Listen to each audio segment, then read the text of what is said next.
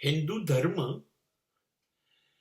કેટલા બધા લોકોથી નષ્ટ થવાની બિલકુલ તૈયારીમાં હતો.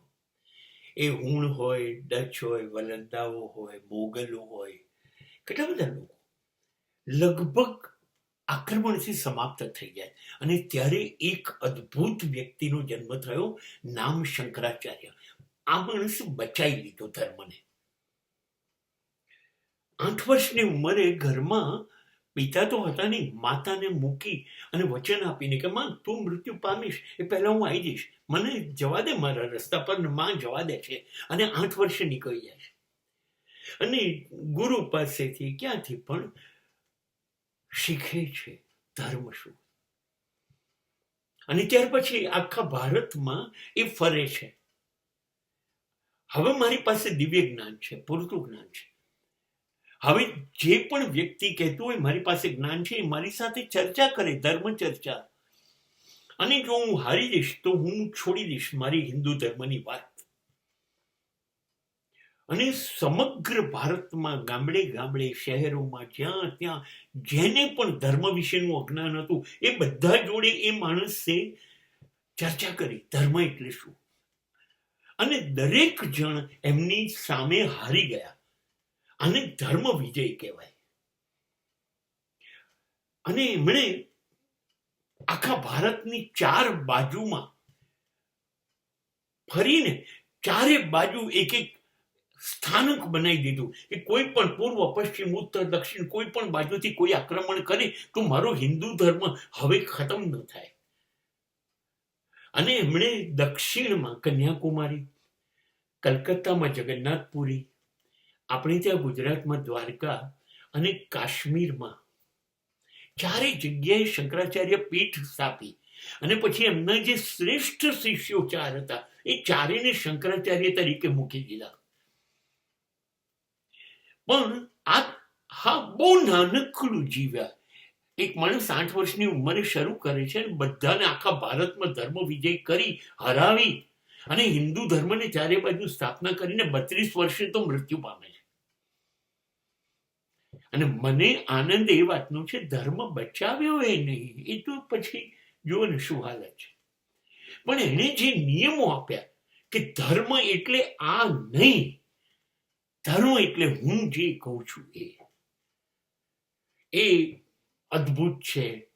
જે વિશેની મને ઘણી આ બાબતની નાનકડી ચર્ચા કરવી છે.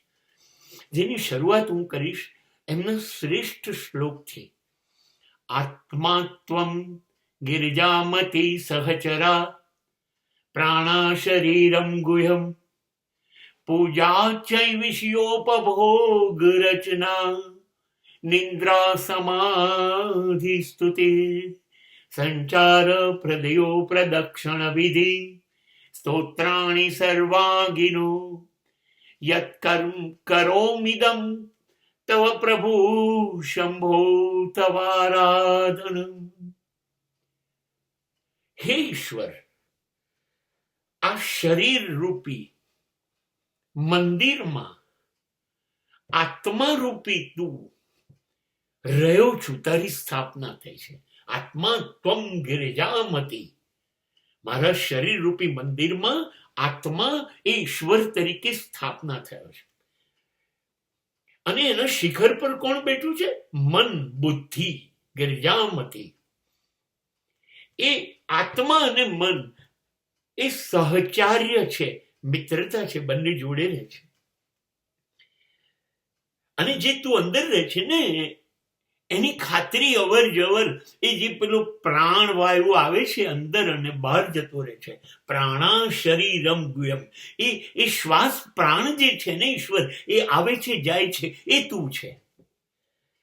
ઈશ્વર તું બહાર નથી, તું મારા શરીર રૂપી મંદિરની અંદર આત્મા રૂપી રહ્યો છે, મન રૂપી રહ્યો છે અને મને સતત યાદ દેવડાવે છે. શ્વાસ દ્વારા આવે છે, શ્વાસ દ્વારા બહાર જાય છે. આ જે અવર જવર છે ને એ તું છે.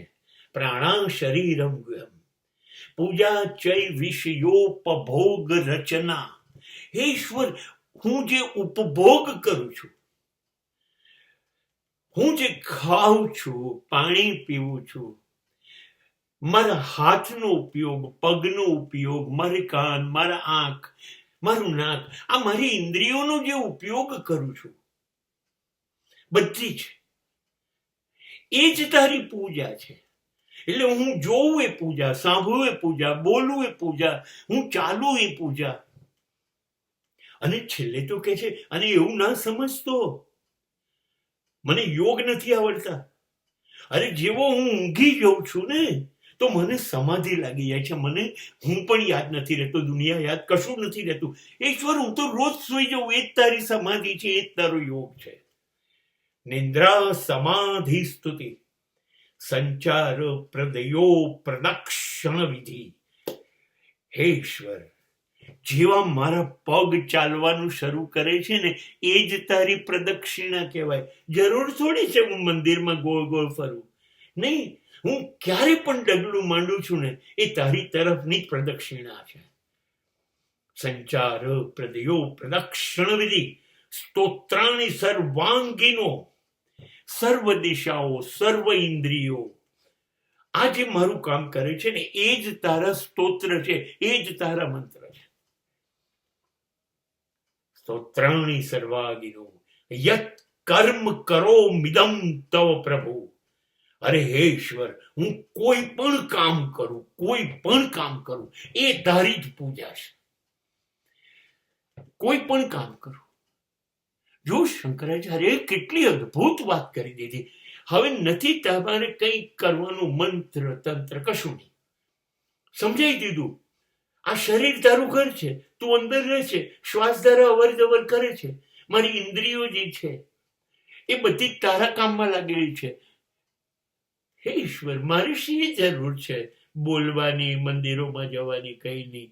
નહીં, તું મારી અંદર છું તો હવે હું જ તું બની ગયો કે નહીં?